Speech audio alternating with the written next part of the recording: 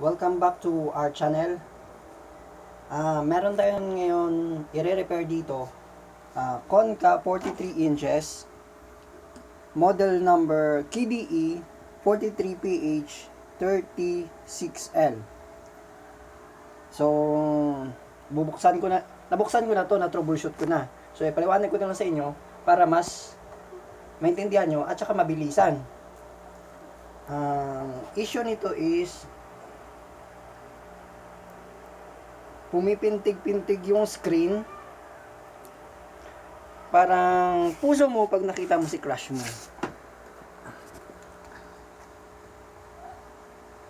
Yan siya guys, pumipitik-pitik. So, as a technician, unang hinala ko is inverter. So, binuksan ko na to, ito.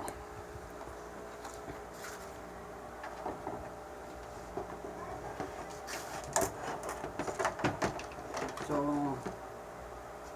sa makikita dito, unang nakita ko yung lobo ng kapasitor sa system at saka lobong kapasitor sa inverter.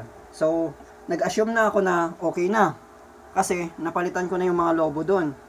Naisip ko yun ang problema. Pero as a technician, hindi naman yun kagad na doon na nagtatapos. Kasi nung nakita nyo, ganun pa rin yung issue. Pumipintig-pintig pa rin. So, to make the video shorter, the better, the short is the best, ito na.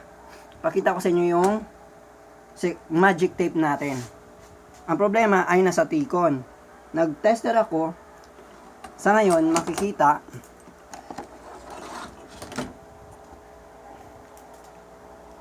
natin ang BGH natin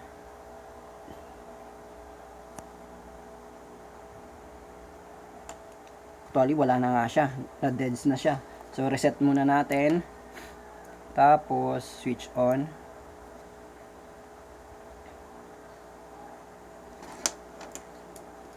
Para makita nyo yung BGH natin, pumipitik-pitik din yung voltahe.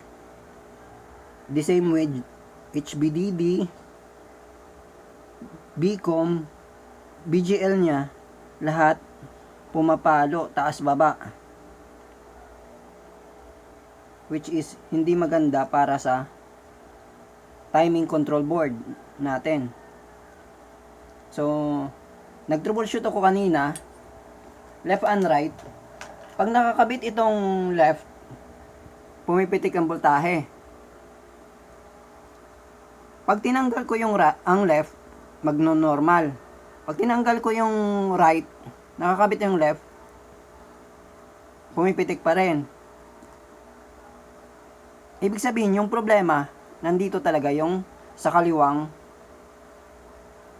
ribbon wire. So, ang ginawa ko, disable ko na naman yung supply dito ng panel na sa left. Kasi siya ang nagkukos ng fluctuation sa voltahe. So, pakita ko sa inyo ganito. Simple lang, magic tape tayo.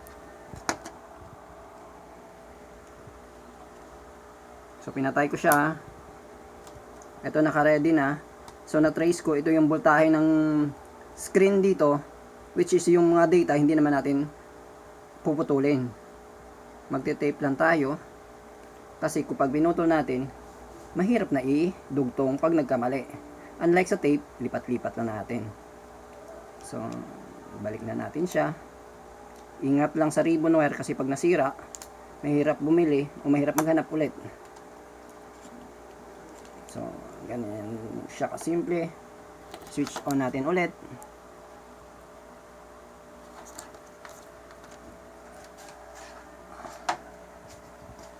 Silipin na natin yung harapan.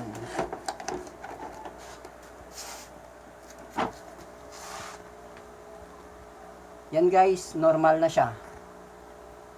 So pag chinek natin yung sa tester, yung T-con board, normal na yung voltahe. Ganyan lang siya ka simple guys. Pag-aralan nyo lang at makukuha nyo rin. Thank you for watching. Subscribe, like my video. Thank you.